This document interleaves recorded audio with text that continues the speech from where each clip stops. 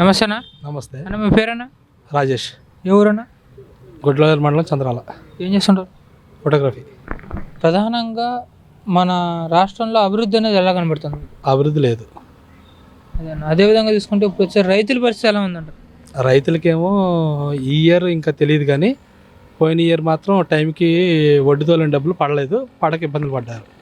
రైతులకు అండగా ఉండటం కోసం చంద్రబాబు గారి హయాంలో పోలవరం ప్రాజెక్ట్ తీసుకొస్తే సంబంధించినంత 70% పైగా కంప్లీట్ అయినటువంటి పోలవరం ప్రాజెక్ట్ని ఉన్న 30%లో 3% కూడా కంప్లీట్ చేయట్లేదు. సంబంధించినంత వరకు ఇదే పోలవరం ప్రాజెక్ట్ కింద ఇద్దరు మంత్రులు ఉన్నారు.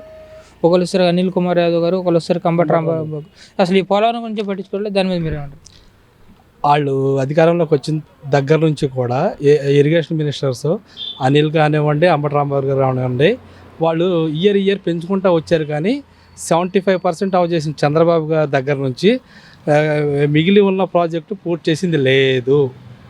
అది ఒక అమరావతి అవనివ్వండి, లేకపోతే పోలవరం ప్రాజెక్ట్ అవనివ్వండి, మెగా డిఎస్సి అవనివ్వండి, లేకపోతే నోటిఫికేషన్లు ఏదైనా సరే పూర్తి కాలేదు.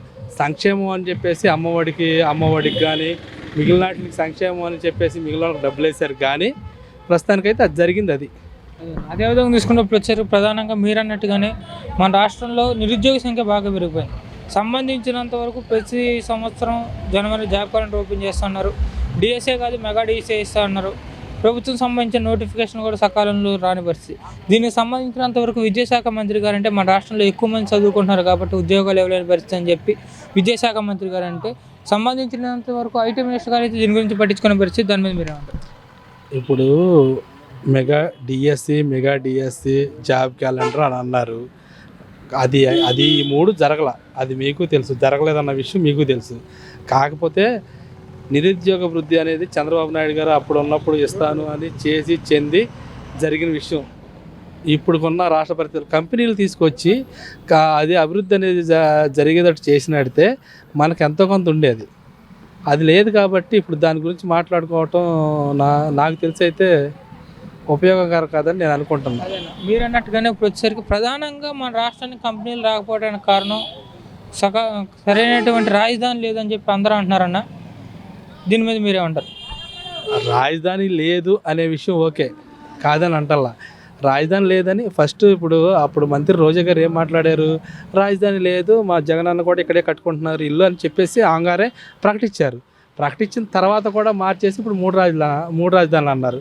మూడు రాజధానులు అన్న తర్వాత కూడా ఇంతవరకు ఏమీ మనకు కట్టింది కానీ లేకపోతే ఏది చేసింది కానీ ఇంతవరకు లేదు.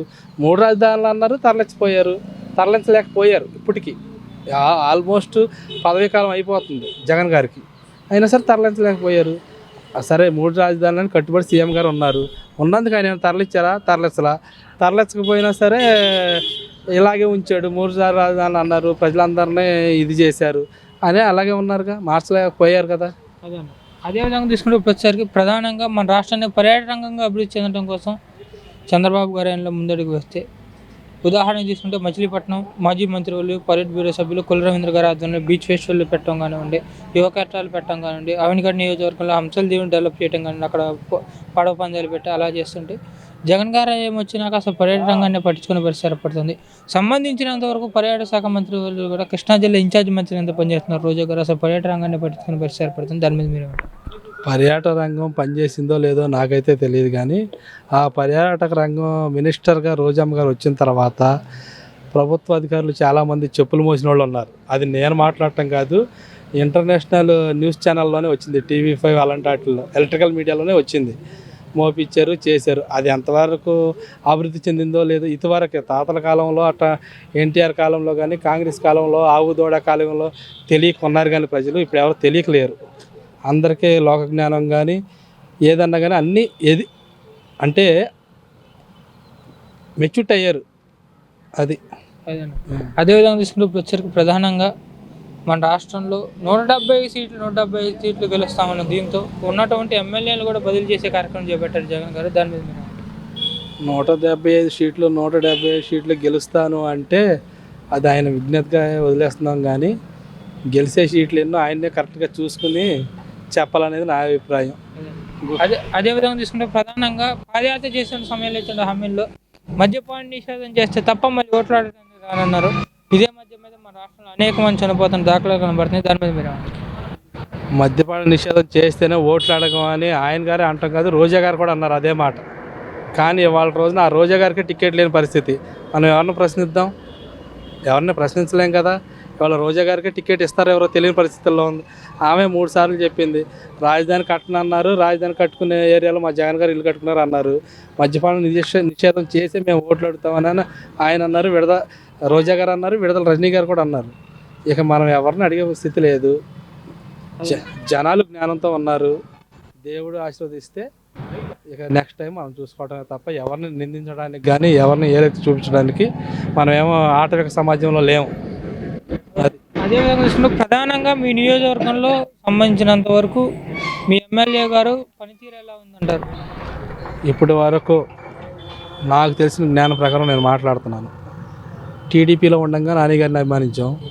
తర్వాత వేరే వాళ్ళు ఎవరు వచ్చినా, రావి వెంకటేశ్వర వచ్చినా, ఎవరు చేసినా, ఏది చేసినా అందరినీ ఆశీర్వదించుకుంటా గుడివాడ ప్రజలు ప్రేమించుకుంటానే వచ్చారు. ఎవరు ఎలా ఉన్నా ఏం చేసినా. కానీ అభివృద్ధి శూన్యం.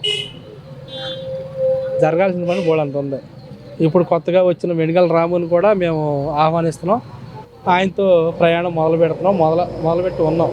అది అదేవిధంగా మీ నియోజకవర్గంలో వెనుగల రాము గారు ఈసారి మీ నియోజకవర్గం ప్రజలు పక్కంగా వింటూ ఉన్నారా, లేకపోతే మళ్ళీ నాని గారికి మొగ్గు చూపే అవకాశం ఉందంటారా? వెనుగల రాము గారు వచ్చిన తర్వాత, ఇన్ఛార్జ్ తీసుకున్న తర్వాత, అంతకుముందు అవనేవండి పరిస్థితులు మారుకుంటా వచ్చినాయి. అంత ఈజీ అయితే కాదు, ఇదివరకు అంత ఈజీ అయితే కాదు. నాని గారికి టఫ్ అయితే ఉంటుంది.